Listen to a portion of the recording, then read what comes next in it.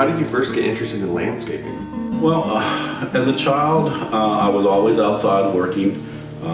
It wasn't, if I wasn't next door working with my neighbor, helping her rake leaves and clean up her yard, I would be working with my grandparents in the garden. So yeah, I think it's just interacting with family and family roots.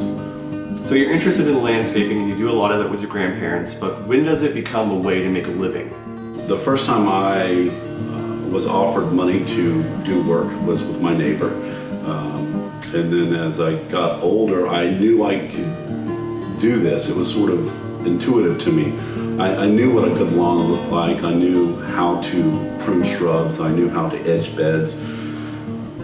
So I would go around the neighborhood and knock on doors and offer my services. Just say, hey, my name's William. I would like to know if you'd like to have something done in your yard.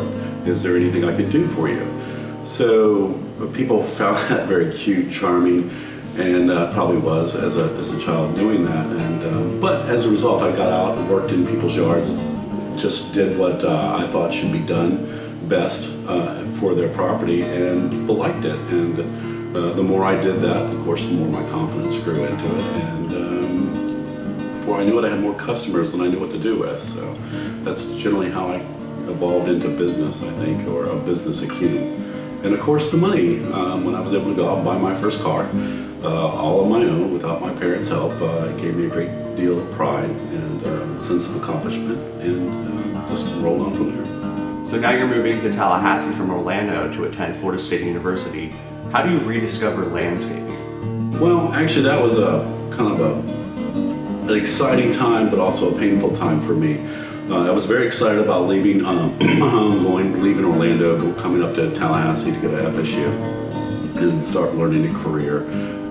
Everything in high school had always been focused towards college, so here it was. I was getting ready to go. But at the same time, I had a lot of clients that were like family to me.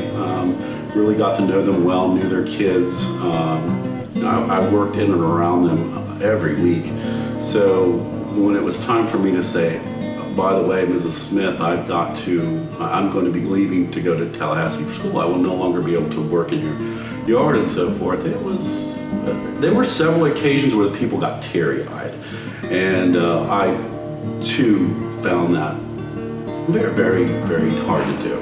It was very hard to break away and then go to FSU. But again, once I was on the road and got up here, new memories were being said, new friendships were being made, and I simply moved on. But nonetheless, it stuck with me.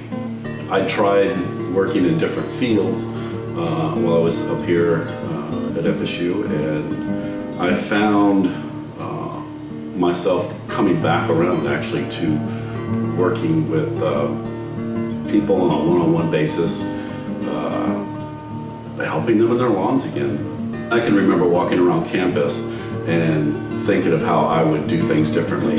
When I was at FSU, there was Landis Green, which is the space between Landis Hall and the Strozier Library, and there was a fountain there. And I remember there was just some old, nappy-looking boxwoods around this fountain, and I walked by it almost every day, and I constantly was thinking about what I would do to make that fountain look better. When you started in 1987, there were tons of other landscaping businesses that just aren't here today anymore. What do you think has made Dickerson landscaping so successful? Well, it's been a tough road, 30 years. It's definitely been up and down through the recession and so forth. But generally, I think why we're still around is because I'm truly passionate about what I do. Working with people, solving landscaping problems. Sometimes it's not always about the numbers.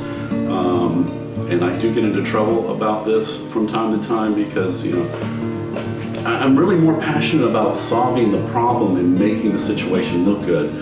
But my accountant wants me to focus more on the numbers, and that I should be charging X amount of dollars if I'm going to do any project. And I understand that, but at the same time, it's kind of a tug between mind and heart. So what's the future for Dickerson landscaping? After 30 years, I've come to realize that growing a company bigger and better isn't always about isn't always what's best.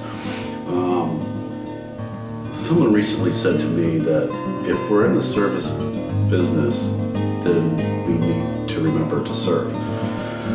So I'm not looking to grow the company to be bigger than it already is. If it happens, it happens.